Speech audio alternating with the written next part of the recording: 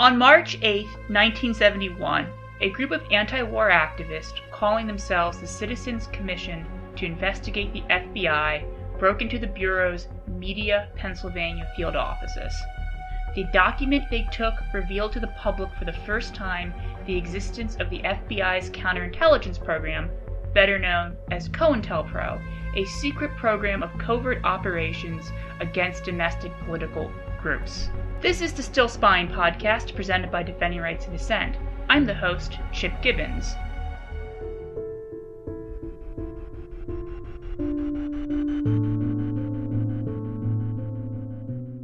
The story of the Citizens Commission to investigate the FBI is quite dramatic, to put it mildly, and while it's certainly one way we've learned about FBI political surveillance, it is by no means the only way.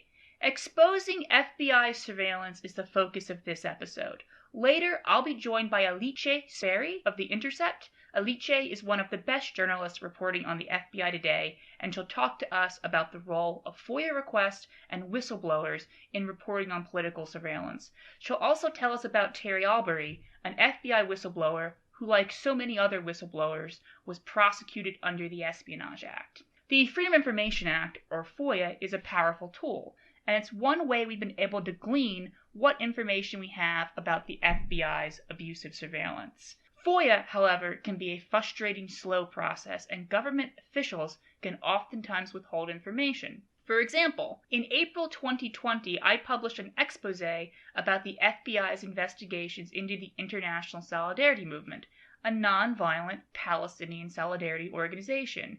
Using the documents I obtained through FOIA, I showed how the FBI conducted at least two major investigations into the ISM or its members. These sprawling investigations involved field offices across the country, the national FBI headquarters, and local police. The FBI used not only open source information gleaned from the internet, but they resorted to physical surveillance and confidential informants. One of the most shocking things I found was they accessed the phone records of at least one activist, something that is by law supposed to require either a grand jury subpoena or national security letter. In both of these investigations, the FBI relied on heavily biased right-wing publications making fantastical claims of questionable veracity and treated First Amendment protected activity as a predication for the investigation. For example, in one of the investigations, I obtained FBI documents outlining the justification for the probe. What was the reason? It mentioned the ISM members' predisposition to anti-capitalist and anti-global philosophy, presumably a reference to the anti-globalization movement, coupled with their sympathetic views on the Palestinian cause, give rise to the concern that ISM members can be directed, coerced, or through their own volition, be the purveyors of acts of terrorism. None of these investigations, despite their sprawling nature, ever resulted in anything. In fact, in one of the two investigations, the FBI spent nearly 2 years investigating two activists, only to ultimately conclude neither one of them had broken any U.S. laws or posed any national security threat. Handwritten notes scrawled in the margin of one of the FBI case files read, "No leads, no evidence." The FBI concluded the two were merely pro-Palestinian activists, something that's well protected by the First Amendment. This article, as I mentioned, was published in April 2020. So when do you think I filed the FOIA request to get these documents? If you guessed February of 2015, you're correct. The FBI stonewalled me for years, not even bothering to assign someone to process the request. The FBI only began to release the documents after a lawsuit was filed. And while we learned plenty of damning information about the FBI, many of the documents were heavily redacted, and some pages were withheld in full. It's undeniable the FBI conducted at least two separate investigations, but some of the documents didn't appear to belong to either one of those two investigations. In fact, one of the documents I obtained via FOIA mentioned an earlier probe into 4 individuals related to the ISM. This investigation should have had its case files included in my FOIA request. But the case files weren't there. Were they withheld? Were they redacted? Did the FBI just not turn them over? Was the mention of this phantom investigation an inaccuracy? We don't know. And that's part of the problem with how the government handles and processes FOIA requests. Much of what we know about the FBI's political surveillance in the last 10 years is known because of Freedom of Information Act requests filed by journalists, advocates, and activists, and because of reports from individuals who were questioned by the FBI about their political activity. This information, however, is by no means the complete picture of FBI First Amendment abuse. Many of these revelations suggest they are only the tip of the iceberg. FBI questioning of activists are part of unknown investigations. FOIA documents proving surveillance of specific activist groups suggest these actions are part of larger investigations. Documents obtained through FOIA are heavily redacted or clearly incomplete, and we know for a fact the FBI has given inconsistent or contradictory responses to other FOIA requesters. The other problem is that once these documents come out, the spying in question happened a while ago. The spying I mentioned in my article about The Intercept was revealed in 2019, but took place in 2005. And when you have these old documents, people say, well, that's old news. What's the FBI doing now? We don't know they're still spying on people. And then a decade later, we find out they absolutely were. So in the next segment, I will be joined by Alice Spere, a journalist who writes about FBI political surveillance, who's used FOIA documents in her own work about how is it we expose FBI surveillance today.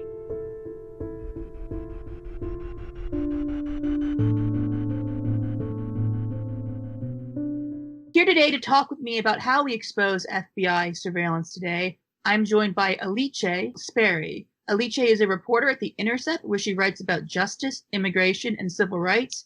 She has reported from Palestine, Haiti, El Salvador, Colombia, and across the United States. In 2019, she was a fellow at the Ira A. Lipman Center for Journalism and Civil and Human Rights at Columbia University, where she worked on a project about the political policing of Black activists. Thank you for joining me today. Thank you so much for having me. So why don't we start with discussing the political policing of Black activists? You've written a lot about the Black Identity Extremism report and how it has threatened Black activists. What is that assessment? So just to put this in context and in the context of what's happening today, I mean, you have written an entire report about this subject, so you obviously know very well the FBI has been surveilling dissent, particularly by people of color, throughout its existence.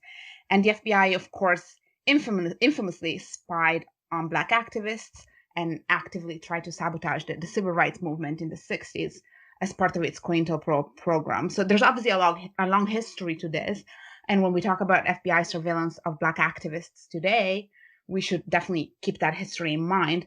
But when I talk about this, when I talk about what's happening today, I really want to take a step back to 6 years ago and Ferguson, which is, I think, a really pivotal moment for some of the modern day or the current day surveillance of Black activists. Of course, in August 2014, 18-year-old Michael Brown was killed by a police officer in Ferguson. And Ferguson was not only a fundamental moment for Black protests and activism and organizing, but it was also the moment when the FBI and law enforcement in general kind of doubled down on this focus on Black activism and dissent that they had already been carrying on for decades. And so while this fits into a rich history of politicized policing, Ferguson is really when these efforts were kind of rebooted, if you will. Most notably, Ferguson is what led to the drafting of this FBI threat assessment and the designation of a new domestic terrorism category that the FBI called Black Identity Extremism. And there's much to say about that report. It's quite a fascinating read. It's 12 pages and filled with all kinds of stereotypes and innuendo and poor grammar, and it's just really a fascinating document. But suffice to say that this report was released internally by the FBI in August 2017, just 1 week before the Unite the Right rally in Charlottesville, Virginia, when, of course, a white nationalist drove into a crowd, killing Heather Heyer and injuring other people. And we didn't learn about the BIE, the Black Identity Extremism report, until November of that year, when someone leaked it to Foreign Policy. And I think that's relevant, and maybe we'll talk about these leaks later, but we know very little about how the FBI operates, and a good amount of the stuff we do know comes through leaks or public records requests. Anyway, since the report became public, legislators, advocates, a number of journalists have been pressing the FBI for details and, asking questions about how this report came about, who commissioned it and why, what kind of evidence it was based on. And we still know very little. But what we do know is that, and what the document says explicitly, is that the FBI was on high alert after Ferguson. And as protests and the movement for Black Lives grew over the following years in a number of cities across the country, they really took that movement as a threat to law enforcement specifically, and tried to connect this, constitutionally protected manifestation of dissent and anger at police violence, and talked about it as a domestic terrorism threat, which they did by connecting it to a series of disjointed violent incidents that had happened and that happened in the years following Ferguson that really had no connection to one another, let alone any kind of clear political ideology that connected them. The very first case that the FBI retroactively called Black identity extremism is a case I wrote about at length, that of Olajuwon Davis and Brandon Baldwin, who were... For the Interview of a Black Homeland, the strange tale of the FBI's fictional Black identity extremism movement, for people listening who want to read it. Yeah. Oh, yes, thanks.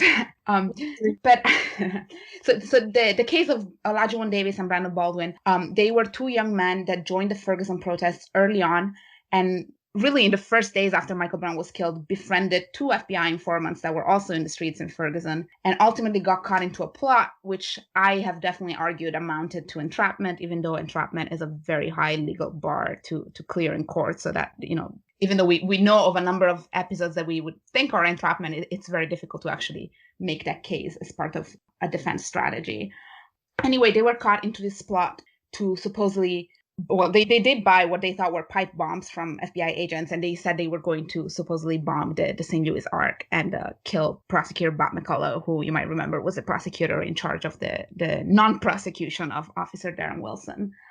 To this day, as far as we know, Olajuwon Davis and Brandon Baldwin were the only two people that the FBI called Black identity extremists who were actually convicted of any crime. So, if this were really as big a threat as the FBI has been clamoring, we would probably have seen more prosecutions, more cases. That just hasn't been the case. The other interesting thing is that in this report, the FBI actually connects the Black Lives Matter movement and the movement for police accountability to the 70s, and actually retroactively calls the Black Panthers and the Black Liberation Army Black identity extremists, even though back in the day it called them Black nationalists. And I think this is also important because throughout its history, the FBI really targets the same people over and over, but changes the names of these categories it comes up with, right? So they went after Black nationalists first, then in the early 2000s, they were worried about Black separatists, and after Ferguson, it became Black identity extremists. And we actually got a document as part of a FOIA that shows FBI officials within the counterterrorism division discussing how the movement has evolved, and many people are now seeking something that's different from nationalism and separation. Really, what they're seeking is justice and police accountability. And what activists have interpreted that to be is that, the FBI now wants to go after Black Lives Matter. You could not possibly argue that Black Lives Matter is a separatist organization, and so we just need to change the name so we can go after them. That seems to be the rationale at the FBI. And finally, this question of name is important because after all this backlash around the Black identity extremism label, the FBI just last year actually came up with a new label altogether, which it called racially motivated violent extremism, which is this nice and wide, broad umbrella term that supposedly includes both Black identity extremism and white identity, white supremacist extremism, no matter the fact that one exists and the other doesn't. It's interesting to look at the evolution of the language over the time and the different ways the FBI has justified spying on Black dissent. And we did a whole series on this podcast, just sort of looking at the history of FBI spying on Black dissent, right? Like some of the earliest instances of spying on the NAACP, Martin Luther King, it's under a program called CommonPhil, which stands for Communist Infiltration, which per the Church Committee was the broadest surveillance program the FBI did. They had a COINTELPRO program on Black hate groups, where they labeled civil rights and Black nationalist groups Black hate groups. And I've actually seen in some old documents the phrase Black extremist pop up. There's a particular document I think you would find interesting. It's a monograph on the threat that this is from 1970, the Palestinian armed groups posed to the U.S. And it sort of looks at sort of support for them amongst quote unquote domestic subversives and Black extremists. And I also have a whole bunch of documents from George Crockett, who was a member of Congress. He was elected to Congress.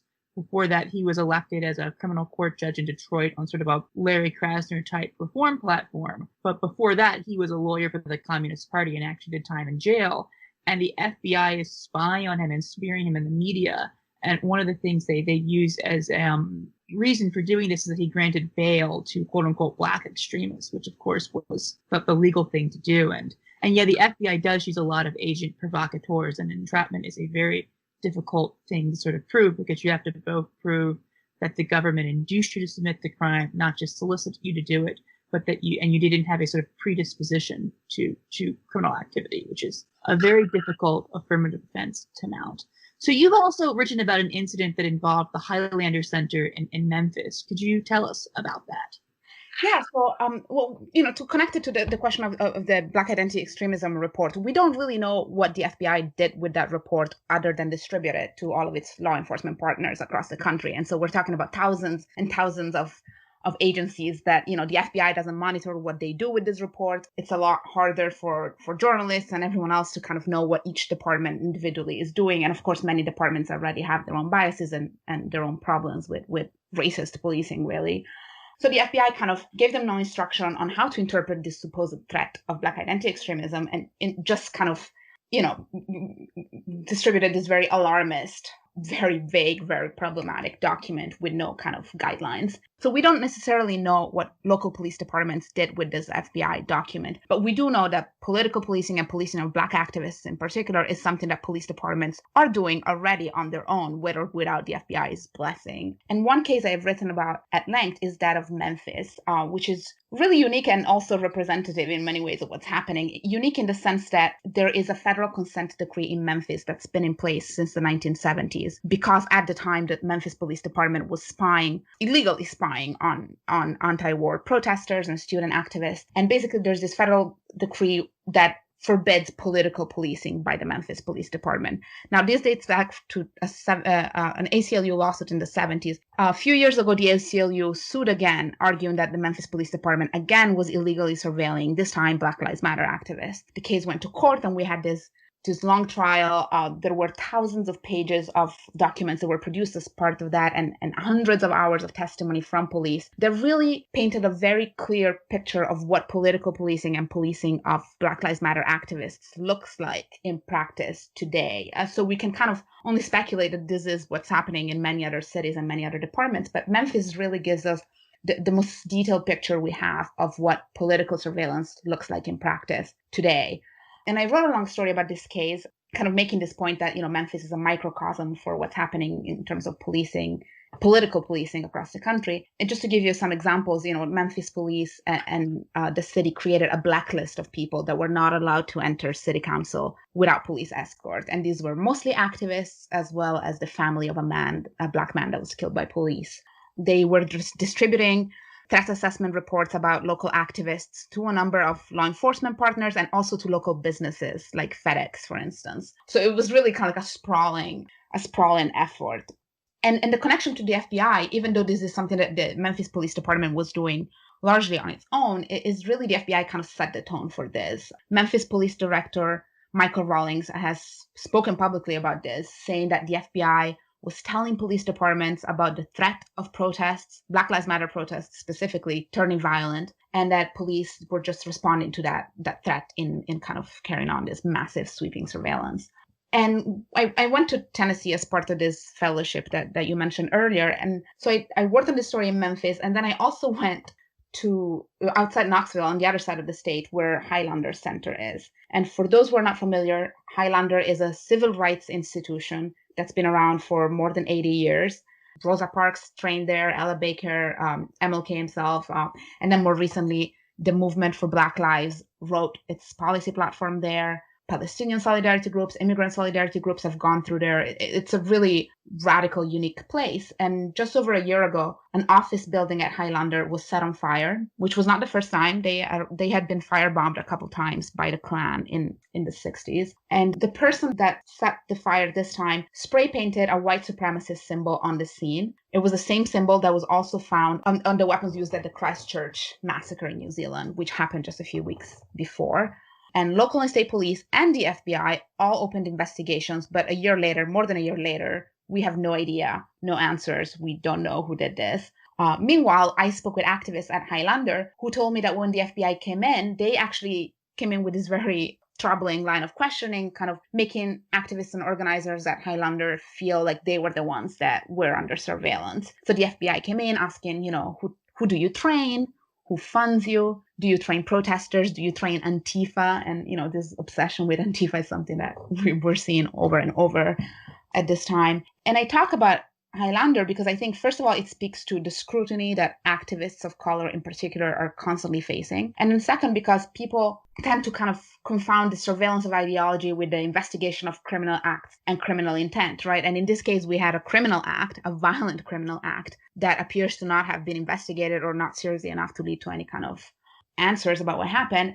But we also had, as a response to it, surveillance of ideology, really, of the activists and organizers that work at Highlander. And one thing I'll say about this, I think people that criticize the surveillance of Black activists often say, well, the FBI should just surveil other ideologies instead and focus on far right and white supremacist groups. And it's understandable to me why people would say that, given kind of the disparity in the ways that these ideologies are treated.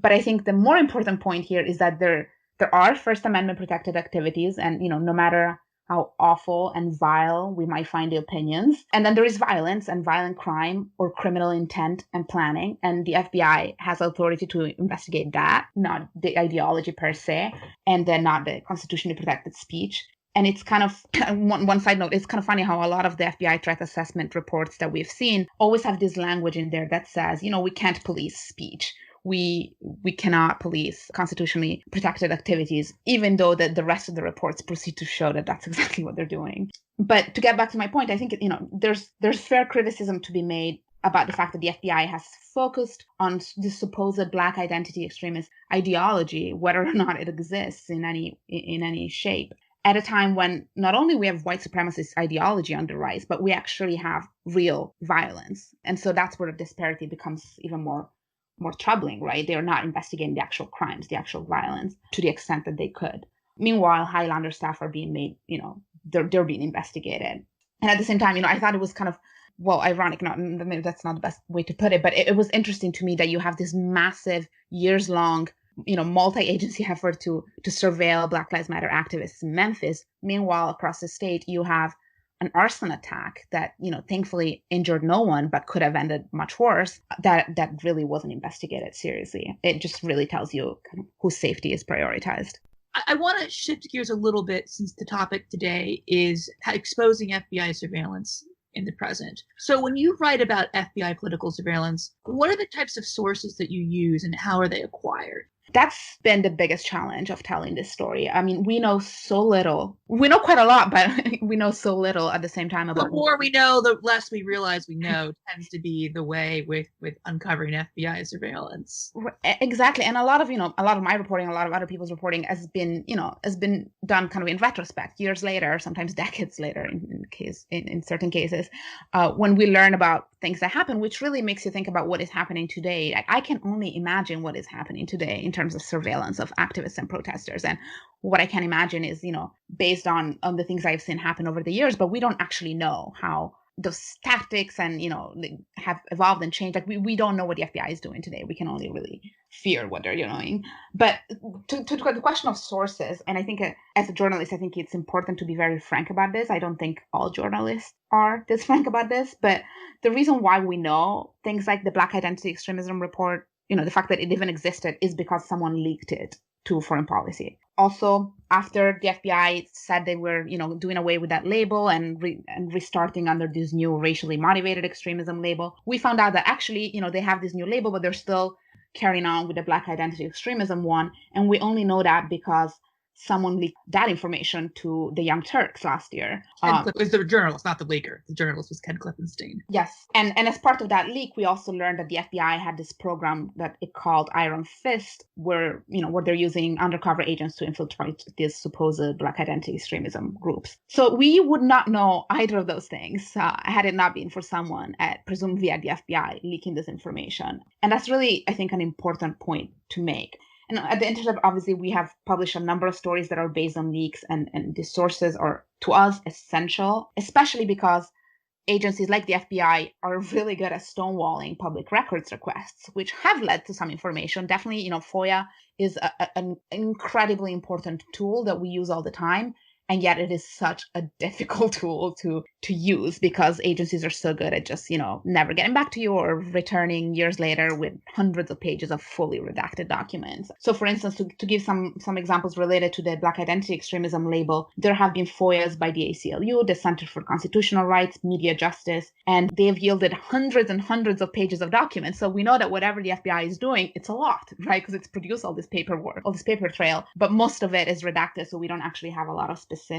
There are little interesting things like, the CCR got evidence that the FBI drafted and circulated a paper that it called a race paper, and they litigated that. They tried to get the paper. They weren't able to. We have no idea what the content is, but just the fact that the FBI in 2016, has a race paper and is circulating that raises all kinds of questions, of course. And then, of course, the other aspect, the other element of information we have is congressional testimony, and there have been a number of hearings in which the FBI has been asked about political policing and surveillance of Black activists, and they have been incredibly frustrating to watch because you just have officials not answering legislators' questions, give partial, contradictory, confusing, sometimes straight up false answers. So, we're kind of like cobbling together all these pieces of the puzzle through leaks, through FOIAs, and then through this bit of testimony we get. But to get back to the point of leaks, one thing I do want to say as a journalist is, obviously the First Amendment protects me and protects journalists like myself. And I don't feel, like I am at any particularly serious risk when I do my job reporting on things that maybe the FBI would not want us to report on. But those protections have not been extended to our sources, and particularly to the sources of leaks. And one thing that I would say is that I think the next First Amendment fight really should be about the protection of whistleblowers rather than that of journalists. I mean, Trump obviously has made no secret that, he wants to he called, low life leakers, and he wants to prosecute them all. And he has prosecuted a number of them.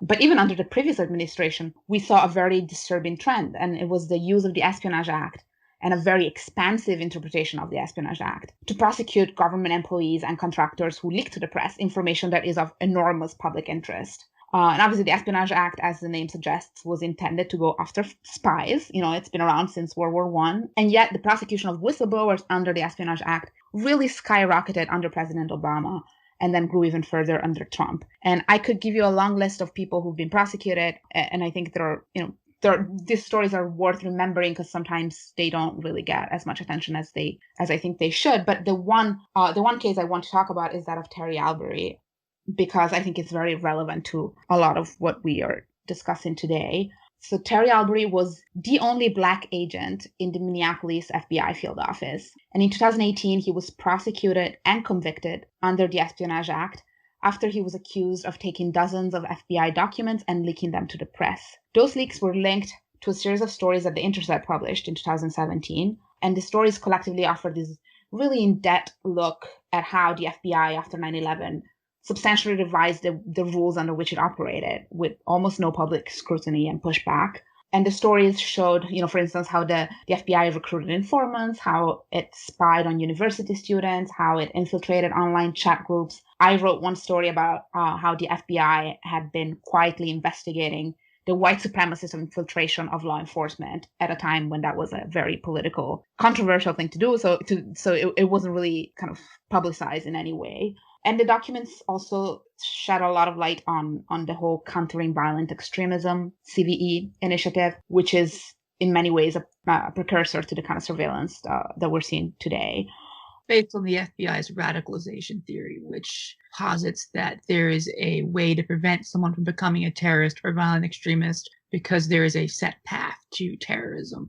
And that set path starts with the adaptation of First Amendment protected speech the FBI deems radical or extremist. So it is literally a preventative approach to terrorism where the signs of terrorism are all First Amendment protected speech, and it's up until fairly recently been used almost exclusively against the Muslim community and based extremely off of religious and ethnic profiling, is also looking for sort of ways in which someone might become a terrorist. Absolutely. And Minneapolis, which is where Terry Albury was working at the time, is really kind of like the poster child for this kind of effort, right? Like he was, as the only Black agent there, he was really tasked with surveilling the mostly Black and Muslim community, Somali community there. And he became incredibly uncomfortable with it and really had some kind of existential crisis around his position as a Black man at the FBI. And in his sentencing motions, his attorneys talked about the racism he experienced personally within the Bureau and also the racism with which the Bureau kind of treated everyone else that he was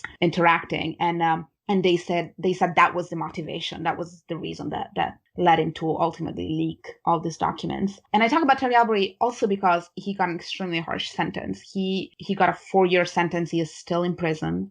And he's not talked about very much and perhaps not known. But I think with everything that's going on now, we owe a lot of that, definitely as journalists. And I'm sure, I've talked to community members and activists and organizers in Minneapolis who are very grateful for the exposures that were possible thanks to Terry Albury, because they learned of things that were happening. They were suspecting they were happening, but now really they had the confirmation of the surveillance that was happening in their communities. The problem is the more people like Terry Albury end up in prison, people that really believe that the public has a right to be informed about this stuff, the harder it is for journalists to learn about these things and to learn about things like Black identity, extremism, for instance. And obviously there's enormous public interest in these questions, especially today with everything that's going on. And, we have a right to know about this. We journalists have a duty to report on this, and FOIAs help, but they definitely are a limited tool. Also, we could get into the whole question of, classification of documents and how many millions of classification decisions are made all the time and how many things that don't need to be classified are classified. So really kind of like the legal tools are very limited. And we just need this information however it comes to us, really. I think if we want to protect the free speech of Black activists, we need to know how they're being surveilled. We know very well they are being surveilled, but we need to understand what is happening and what the government is doing. And in order to get that information, we need to protect the ability of whistleblowers to get that information out. Yeah, and ending the Espionage Act prosecutions of whistleblowers has been one of our top priorities at Defending Rights and Dissent for some years. It's up there with ending FBI political surveillance in a sort of reoccurring focus for us. It is unfortunately a very uphill battle because there is,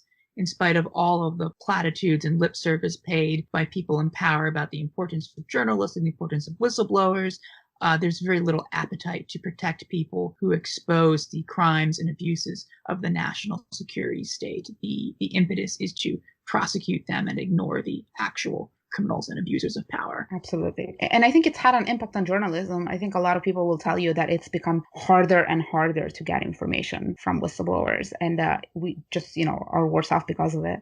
Alice, thank you for joining me. It was an honor to have you on the Still Spying podcast. I would recommend everyone listening to check out her reporting for The Intercept. As someone who reads and writes a lot about FBI surveillance, she is one of the best journalists currently covering it. One of the only journalists currently covering it, unfortunately, but one of the best as well. Thank you for joining us. Thank you so much for having me.